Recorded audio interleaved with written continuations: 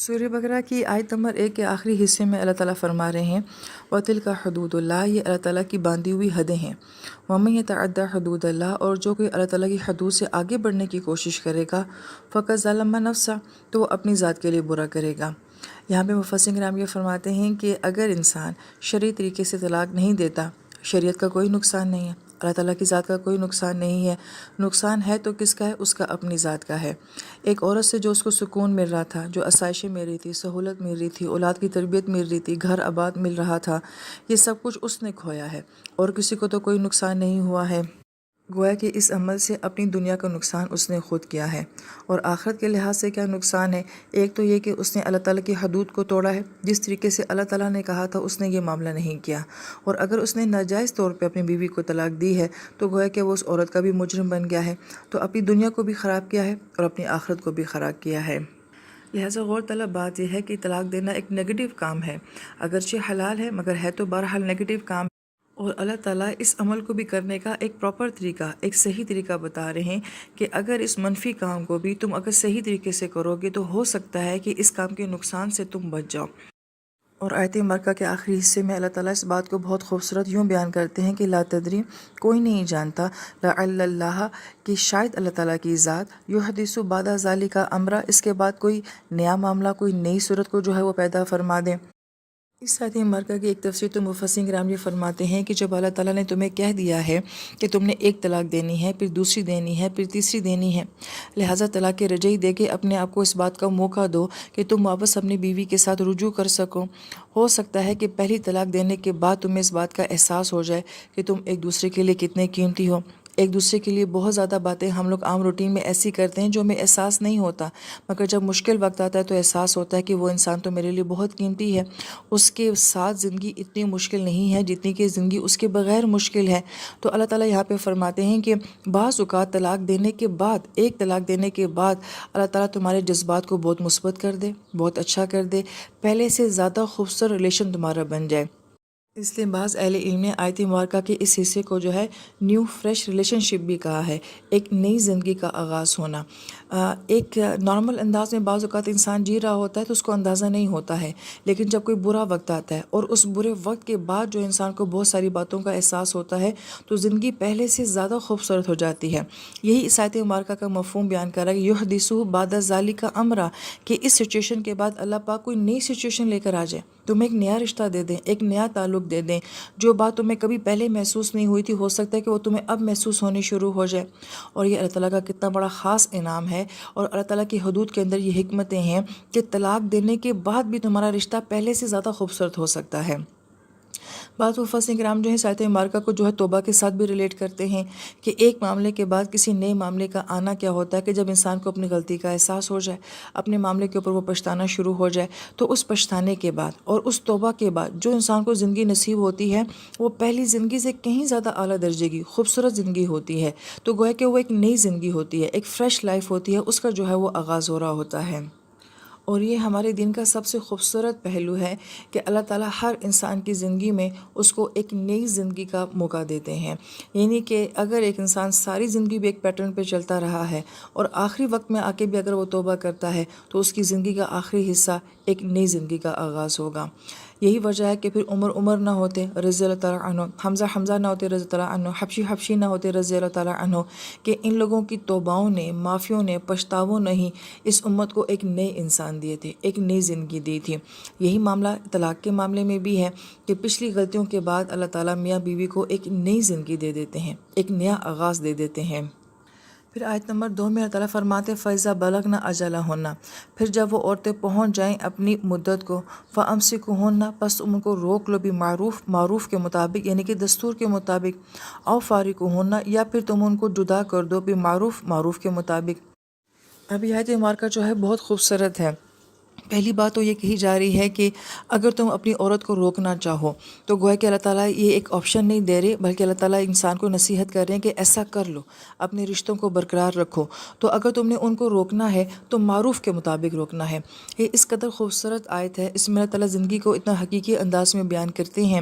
معروف ویسے جو عربی زبان میں بولا جاتا ہے، جو گھوڑے کے گردن کے اوپر سلکی بال ہوتے ہیں، اس کو جو ہے وہ عرف کہا جاتا ہے، کیونکہ جب گھوڑا دوڑتا ہے تو وہ جب اس کے بال اڑ ٹوٹتے ہیں تو بڑی خوبصورتی معلوم ہوتی ہے۔ تو گویا کہ عرف کیا ہوتا ہے کہ کسی معاشرے میں بھی وہ چیز جس کو لوگ خوبصورت سمجھتے ہیں، جس کو لوگ اچھا سمجھتے ہیں، پیارا سمجھتے ہیں، اس کو عرف کہا جاتا ہے۔ امر بالمعروف کا بھی یہی معنی ہوتا ہے کہ ہم نے ایک دوسرے کو صرف وہی نیکیاں کرنے کا نہیں کہنا ہوتا کہ جو کہ حلال یا حرام ہوتی ہیں، بلکہ ایسی نیکیاں کہ جو ہماری سوسائٹی میں اچھی سمجھی جاتی ہیں، ہماری فیملی میں جن کو بڑا اچھا سمجھا جاتا ہے، وہ معروف ہوتا ہے۔ انشاءاللہ یہ اس کی تفسیر میں بات آ جائے گی۔ لیکن یہاں پہ اللہ تعالیٰ کیا فرماتے ہیں، اگر تم نے اپنے رشتے کو برقرار رکھنا ہے، معروف رکھو۔ یہ نہیں کہا محبت کے دعوے کرو، بڑی بڑی باتوں کے دعوے کرو، نہیں، معروف کیجول بات کرو، عام بات کرو کہ تم اپنی بیوی کو کہو کہ جتنا مجھ سے ہو سکے گا میں کروں گا، جو ایک مرد کی ذمہ داریاں بنتی ہیں وہ میں پوری کروں گا۔ اور بیوی بھی یہی بات کہے کہ یہ نہیں کہ آج کے بعد میں فرشتہ بن جاؤں گی، مجھ سے کوئی غلطی نہیں ہوگی، نہیں، معروف کے مطابق کہ جو فیملیز میں باتیں اچھی سمجھی جاتی ہیں میں اس طریقے سے آپ کو ڈیل کروں گی، آپ کی عزت کروں گی، آپ کا احترام کروں گی۔ معاملہ ہمارا کہاں خراب ہوتا ہے؟ معاملہ ہمارا یہاں پہ خراب ہوتا ہے کہ جب مرد عورت سے بہت زیادہ ایکسپیکٹیشنز قائم کر لیتا ہے، یا عورت مرد کے ساتھ بہت زیادہ ایکسپیکٹیشنز قائم کر لیتی ہے، اور پھر وہاں پہ وہ رشتے نبھتے نہیں ہیں، وہ ہماری امیدیں پوری نہیں ہوتی ہیں۔ اس میں کیا دھرا جو ہے ہمارے میڈیا کا رہ گیا ہے۔ لہٰذا وہ فلموں اور ڈراموں میں ایسے کوئی آئیڈیل قسم کے کپل دکھاتے ہیں کہ جن میں اتنی شدید محبت ہوتی ہے، اور بیوی شوہر کا بچے کی طرح خیال رکھ رہی ہوتی ہے، اور شوہر بیوی کو بیٹی کی طرح ٹریٹ کر رہا ہوتا ہے۔ حقیقی زندگی میں ایسا نہیں ہوتا ہے، ریئل لائف ایسی نہیں ہوتی ہے۔ وہ تو ڈرامہ فلموں میں یہ بھی دکھاتے ہیں کہ فل میک اپ میں عورت کچن میں کھڑی کام کر رہی ہے، کیا حقیقی زندگی ایسی ہوتی ہے؟ تو گویا کہ وہاں سے ہماری بچوں کو یہ دھوکے لگ جاتے ہیں کہ شاید مرد ایسا ہی پیار کرتے ہیں، جبکہ قرآن کیا کہتا ہے؟ یہ پیار محبت بات کی باتیں ہوتی ہیں جو ہمیں تحریم میں ہم نے پڑھ لیا۔ جب عزت آتی ہے ریلیشن کے اندر، محبت بات میں خود بخود آ جاتی ہے۔ جب عزت نہیں ہوتی تو محبتیں ختم ہو جاتی ہیں۔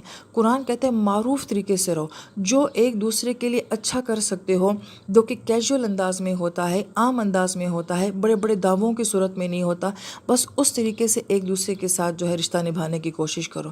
اور یہ کرنا آسان ہے بنسبت یہ کہ عورت مرد سے بہت زیادہ ایکسپیکٹیشنز رکھتی ہے، وہ نہ کر سکے، یا مرد عورت سے بہت ایکسپیکٹیشنز رکھتا اور وہ نہ کر سکے۔ اس سے بہتر بات یہ ہے وہ یہ کہیں کہ جتنا مجھ سے اچھا ہو سکے گا ہم ایک دوسرے کے لیے کریں گے۔ زندگی بہت آسان ہو جاتی ہے، بہت بیلنس ہو جاتی ہے۔ چلیں، یہ تو رشتہ بنانے کی بات ہوگی۔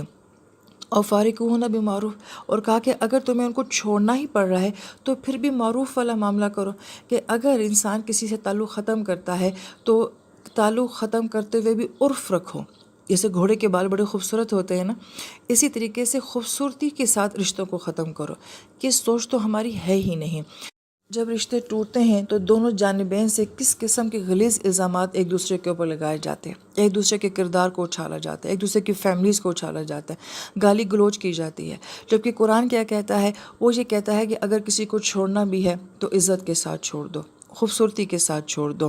جب ہم سورہ بقرہ پڑھتے ہیں تو انسان حیران ہو جاتا ہے کہ بیوی کو طلاق دینا ہے، گھر سے رخصت کرنا ہے، گفٹ دے کے اس کو رخصت کرو کہ جو ہم نے زندگی گزاری بڑی اچھی گزاری تھی، بس آگے نہیں نبھ سکی، ٹھیک ہے، آج کے بعد آپ کا میرا کوئی تعلق نہیں ہے، لیکن ہماری آخری ملاقات ایک گفٹ پہ ختم ہونی چاہیے۔ کیا یہ ہمارا معاشرہ ہے جو قرآن ہمیں کہتا ہے ہم ایسا کرتے ہیں؟ تو گویا کہ رشتوں کو اگر چھوڑنا بھی پڑے تو عزت کے ساتھ چھوڑو، خوبصورتی کے ساتھ چھوڑو۔ وَأَشْهِدُوا ذَوَيْ عَدْلٍ مِّنْكُمْ، اور پھر اس کے بعد دو گواہ معتبر قسم کے بنا لو۔ وَأَقِیمُوا الشَّهَادَةَ لِلَّهِ، اور سیدھی گواہی کرو صرف اللہ تعالیٰ کے لیے۔ یہ ایک آپشنل طریقہ بتایا گیا ہے کہ اگر طلاق دیتے وقت دو گواہ جو ہیں وہ بنا لیے جائیں تو معاملہ بہتر ہو جاتا ہے، کیونکہ بعض اوقات مردوں اور عورتوں دونوں کی جانبین سے جو ہے وہ غلط بیانی ہو جاتی ہے، تو معاملے کو سیو کرنے کے لیے کہا گیا ہے کہ طلاق دیتے وقت یہ معاملات ہو جانے چاہیے۔ پھر اللہ تعالیٰ فرماتے ہیں ذالکم یوعظ بہ من کان یؤمن باللہ والیوم الآخر، اللہ تعالیٰ تمہیں اس بات کا واعظ کرتے ہیں جو تم میں سے اللہ کے اوپر ایمان رکھتا ہے اور آخرت کے دن کے اوپر ایمان رکھتا ہے۔ مفسرین کرام یہ فرماتے ہیں کہ اللہ پہ ایمان اور آخرت کے دن کے اوپر ایمان کو جو ہے اس معاملے کے ساتھ جوڑا گیا ہے کہ اس معاملے میں اتنی خوبصورتی کا اہتمام کون کرے گا؟ جس کا اللہ کے اوپر ایمان ہوگا، جس کو مرنے کا خوف ہوگا۔ اور پھر آیت مبارکہ میں جو ہے وہ واعظ کا لفظ استعمال کیا ہے، صحیح موقع پہ صحیح بات کو صحیح انداز سے کرنا، جو آپ کے دل کے اوپر اثر کر جائے اس کو واعظ کہا جاتا ہے۔ اور جب کبھی فیملیز میں ایسی سچویشن آتی ہیں تو ہر بندہ ایک دوسرے کو سمجھا رہا ہوتا ہے، اللہ تعالیٰ فرماتے ہیں کہ اس معاملے میں ہم تمہیں سمجھا رہے ہیں۔ اور وَمَن یَتَّقِ اللَّهَ، اور جس کے اندر تقویٰ ہوگا، میاں بیوی میں سے جو بھی خوف خدا کا معاملہ رکھے گا، یجعل لہ مخرجا، تو اللہ تعالیٰ اس کے لیے اور بہت سارے راستے کھول دیں گے۔ مفسرین کرام یہ فرماتے ہیں کہ کہ مخرجہ یہاں پہ ظرف مکان ہے، یعنی کہ دونوں میں سے جو مظلوم ہوگا، جو زیادتی کے اوپر نہیں ہوگا، تو جیسے ہم یہ سمجھتے ہیں کہ اس طلاق کے بعد، اس رشتے کے ٹوٹنے کے بعد ہماری زندگی ختم ہو گئی ہے، اللہ پاک فرماتے ہیں کہ نہیں، ہم بہت سارے اور راستے جو ہیں وہ تمہارے لیے کھول دیں گے، مگر معاملہ کس کے اوپر ہے کہ تمہاری طرف سے غلطی نہیں ہونی چاہیے، خوف خدا تمہارے لیے ہونا چاہیے۔ لہٰذا کوئی مرد کسی عورت کے لیے آخری مرد نہیں ہوتا، اور کوئی عورت کسی مرد کے لیے آخری عورت نہیں ہوتی۔ اللہ تعالیٰ اور بہت سارے آپشنز اور بہت سارے راستے انسان کے لیے کھول دیتے ہیں۔ وَيَرْزُقُ مِنْ حَيْثُ لَا يَحْتَسِبُ، اور اللہ تعالیٰ وہاں سے اس کو رزق دیتے ہیں جہاں سے وہ گمان بھی نہیں کر سکتا۔ یہاں پہ مفسرین کرام فرماتے ہیں کہ رزق سے مراد صرف کھانا پینا نہیں ہے، بلکہ اولاد، صحت، عافیت، رشتے، ناطے، بہت سارے معاملات جو ہیں وہ سب رزق میں شامل ہوتے ہیں۔ تو گویا کہ دونوں میں سے جو مظلوم ہوگا، جو حق کے اوپر ہوگا، اللہ تعالیٰ اس کو ایسا رزق دیں گے، یعنی کہ ایسا تعلق، ایسے رشتے، ایسی اولادیں، ایسے گھر دے دیں گے وہ سوچ بھی نہیں سکتا۔ وَمَن يَتَوَكَّلْ عَلَى اللَّهِ، اور جو کوئی اللہ کی ذات کے اوپر بھروسہ کرے گا، فَهُوَ حَسْبُهُ، تو اللہ اس کی ذات کے لیے کافی ہو جائیں گے۔ مفسر کرام یہ فرماتے ہیں یہاں اللہ تعالیٰ نے دو باتوں کو ایک جگہ اکٹھا کر دیا ہے، ایک تقویٰ کا ہونا اور دوسرا توکل کا ہونا۔ تقویٰ کا معاملہ تو یہ ہو گیا، میری طرف سے کوئی زیادتی نہیں ہونی چاہیے، میں اپنے شوہر کے ساتھ بالکل مخلص ہوں، زیادتی دوسری طرف سے ہے، یہاں تک تو ہمارا معاملہ ٹھیک ہو جاتا ہے۔ لیکن اس کے بعد ہمارا توکل کا معاملہ کیا ہوتا ہے کہ یہ جاننے کے باوجود بھی کہ میری کوئی غلطی نہیں ہے، ہمارا اللہ تعالیٰ کی ذات کے اوپر بھروسہ نہیں ہوتا۔ ہم یہ سوچتے ہیں کہ ہمارا کیا ہوگا، اب میری زندگی کا کیا ہوگا، میرا مستقبل کیسے ہوگا۔ تو گویا کہ ان دونوں باتوں کا ربط آپس میں سمجھنا چاہیے کہ جب ہم نے کسی کے ساتھ غلط نہیں کیا ہے تو پھر اللہ تعالیٰ ہمارے ساتھ بھی غلط نہیں کریں گے۔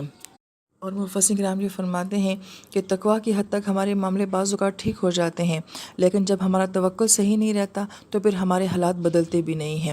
یہ سچویشن ہم دیکھتے ہیں کہ ہماری کوئی غلطی نہیں ہوتی، مگر غلطی نہ ہونے کے باوجود بھی ہمارے حالات میں کوئی تبدیلی نہیں آ رہی ہوتی ہے، جس کا وعدہ اللہ تعالیٰ قرآن میں کر رہے ہیں۔